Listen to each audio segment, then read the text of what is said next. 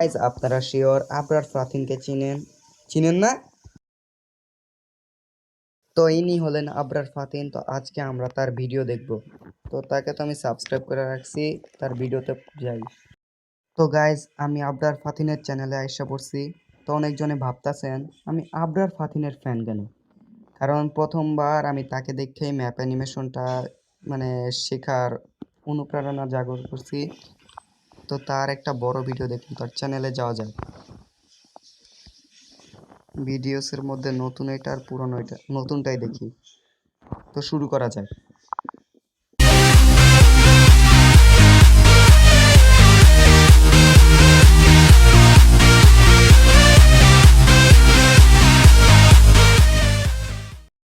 ইরানকে স্থলপথে আক্রমণ করে দখল করা একেবারেই অসম্ভব। বিগত হাজার বছরে দুনিয়ার সকল পরাশক্তি, যেমন আরব সাম্রাজ্য, রোমান সাম্রাজ্য, রাশিয়ান সাম্রাজ্য, মঙ্গল সাম্রাজ্য কিংবা ব্রিটিশ সাম্রাজ্য, আসলে ইরানকে ভৌগোলিক অবস্থান অনেক ঠিক জায়গায়, যে কারণে ইরানকে আক্রমণ করা অনেকটাই কঠিন। সকলেই ইরানকে দখল করার চেষ্টা করেও ব্যর্থ হয়েছে। তাছাড়া গত 40 বছর যাবৎ ইরান আমেরিকা এবং ইসরায়েলের মাথা ব্যথার কারণ হয়ে দাঁড়িয়েছে। তাই ইরানকে বিশ্ব মানচিত্র থেকে মুছে ফেলতে ইসরায়েল ইরানের উপর আক্রমণ শুরু করেছে, যার পেছনে আমেরিকা এবং ইউরোপের পূর্ণ সমর্থন রয়েছে। এখন প্রশ্ন হচ্ছে, তারা কি ইউরোপের কান্ট্রিগুলো ইরানকে বেশি একটা দেখতে পারে না, কারণ ইরান মুসলিম একটা দেশ, আর তারা তো খ্রিস্টান ইহুদি। ইরানকে দখল করতে সক্ষম হবে? এর উত্তর জানার জন্য আমাদের ইরানের ভৌগোলিক অবস্থান সম্পর্কে জানতে হবে।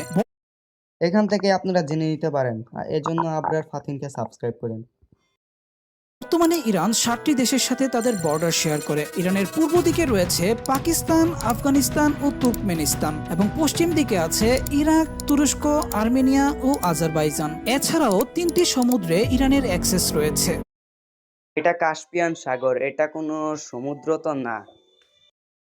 ইরানের উত্তরে আছে ক্যাসপিয়ান সি এবং দক্ষিণে আছে পার্সিয়ান গালফ ও গালফ অব ওমান। অন্যদিকে ইরানের পশ্চিমে আছে জাগ্রস মাউন্টেন, উত্তরে আছে আলবোর্জ মাউন্টেন, এবং পূর্ব দিকে পাকিস্তান ও আফগানিস্তানের সীমান্ত জুড়ে রয়েছে অসংখ্য ছোট বড় পাহাড়, যেগুলো স্থলপথে অতিক্রম করা অসম্ভব। কিন্তু কেউ যদি এগুলো অতিক্রম করে ইরানের ভেতরে প্রবেশ করতে সক্ষম হয়ও, তখন তাদের জন্য অপেক্ষা করবে লুত মরুভূমি এবং কাবির মরুভূমি, যেখানে ট্যাঙ্ক কিংবা মিলিটারি বাহন চালানো সম্ভব নয়। আর এই সবকিছু মিলে ইরানকে একটি প্রাকৃতিক দুর্গে পরিণত করেছে, যে দুর্গ ভেদ করে ইরানকে দখল করা একেবারেই অসম্ভব। যদি হঠাৎ করে ইরান রেগে গিয়ে ইসরায়েলকে দখল, ইরানকে হারাতে অনেক কঠিন, হারানো অনেক কঠিন। আমেরিকাই পারে নাই, আমেরিকা হার মানছে আর ইরান জয়ী হয়েছে।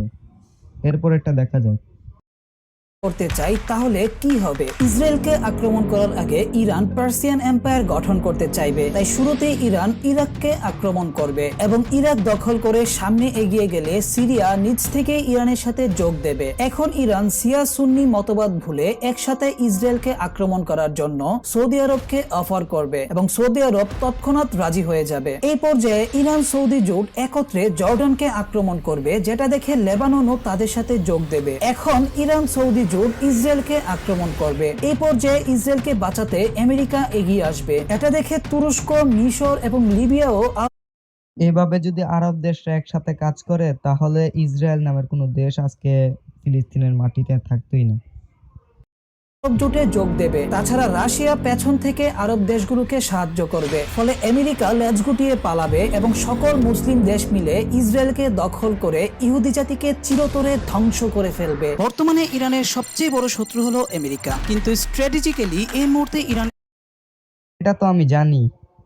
সবচেয়ে বড় বন্ধু কোন দেশটি? 7ম স্থানে আছে পাকিস্তান। বেলুচিস্তানকে কেন্দ্র করে মাঝে মাঝে এই দুই দেশের সম্পর্কের অবনতি ঘটলেও পাকিস্তান এবং ইরানের মধ্যে বন্ধুত্বপূর্ণ সম্পর্ক রয়েছে। 6ষ্ঠ স্থানে আছে লেবানন। লেবাননের হিজবুল্লাহর মাধ্যমে ইরান মধ্যপ্রাচ্যে তাদের সবচেয়ে বড় শত্রু ইসরায়েলকে চাপে রাখে। 5ম স্থানে আছে তুরস্ক। তুরস্ক এবং ইরানের সম্পর্ক অত্যন্ত জটিল হলেও অর্থনৈতিক ও আঞ্চলিক স্বার্থে তারা একে অপরকে সহযোগিতা করে থাকে। 4র্থ স্থানে আছে কাতার। কাতার হচ্ছে ইরানের বিপদের বন্ধু। এই দুইটি দেশের কূটনৈতিক সম্পর্ক অনেক গভীর এবং সূক্ষ্ম। তৃতীয় স্থানে আছে সিরিয়া। সিরিয়া শিয়া অধ্যুষিত শাসক গোষ্ঠীকে ইরান সামরিক সহযোগিতা করে থাকে। দ্বিতীয় স্থানে আছে রাশিয়া। রাশিয়ার সাথে ইরানের সামরিক, বাণিজ্যিক এবং অর্থনৈতিক সম্পর্ক রয়েছে। তাছাড়া পশ্চিমা নিষেধাজ্ঞা এড়াতে রাশিয়া এবং ইরান একসাথে কাজ করে থাকে। অবশেষে প্রথম স্থানে থাকা দেশটি ইরানের সবচেয়ে বড় বিনিয়োগকারী ও প্রধান অর্থনৈতিক অংশীদার, এবং সে দেশটি হলো চীন। কি হবে যদি ইরান চীন প্রথম স্থানে? আমি ভাবছিলাম রাশিয়া।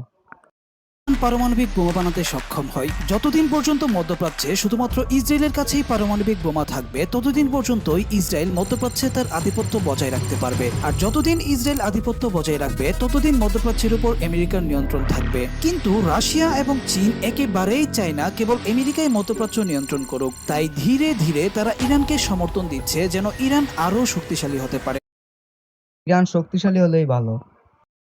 আর ইরান শক্তিশালী হতে পারবে শুধুমাত্র পারমাণবিক সক্ষমতা পেলেই। কারণ দুটি পারমাণবিক শক্তিধর দেশ কখনোই একে অপরের বিরুদ্ধে সরাসরি যুদ্ধ করতে পারবে না। পৃথিবী সেটা করতে দেয় না। এই তো কিছুদিন আগে সংঘটিত ভারত পাকিস্তান যুদ্ধকেই দেখুন, কত দ্রুত ডোনাল্ড ট্রাম্প নিজেই হস্তক্ষেপ করে সিজফায়ার করতে বাধ্য করে। অন্যদিকে বর্তমানে ইসরায়েল চাইলে ইরানকে যত খুশি আক্রমণ করতে পারে বা ফিলিস্তিনে যা ইচ্ছা তাই করতে পারে, তাতে কেউ কোনো প্রতিরোধ করে না। কিন্তু যদি ইরানের হাতে পারমাণবিক বোমা চলে আসে, তাহলে এই যুদ্ধের ভারসাম্য তৈরি হয়ে যাবে। তখন দুনিয়া এই যুদ্ধ হতে দেবে না। বর্তমানে ইরানের সবচেয়ে বড় শত্রু হলো ইসরায়েল, কিন্তু ইসরায়েলের চেয়ে বড় ইরানের আরেকটি শত্রু আছে। এদিকে ইরানের শত্রু তালিকায় পঞ্চম স্থানে আছে ইউরোপীয় ইউনিয়ন। ফ্রান্স, ইউনাইটেড কিংডম এবং জার্মানির মতো ইউরোপিয়ান দেশগুলো পারমাণবিক অস্ত্র তৈরিতে ইরানকে সবসময় বাধা দিয়ে থাকে। তাছাড়া চতুর্থ স্থানে আছে আজারবাইজান। এই বেইমান মুসলিম দেশটি ইসরায়েলের কাছ থেকে অস্ত্র কেনার বিনিময়ে ইরানের অভ্যন্তরে গুপ্তচর বৃত্তি এবং গোয়েন্দা কার্যক্রম পরিচালনা করতে ইসরায়েলকে সাহায্য করে থাকে। অন্যদিকে তৃতীয়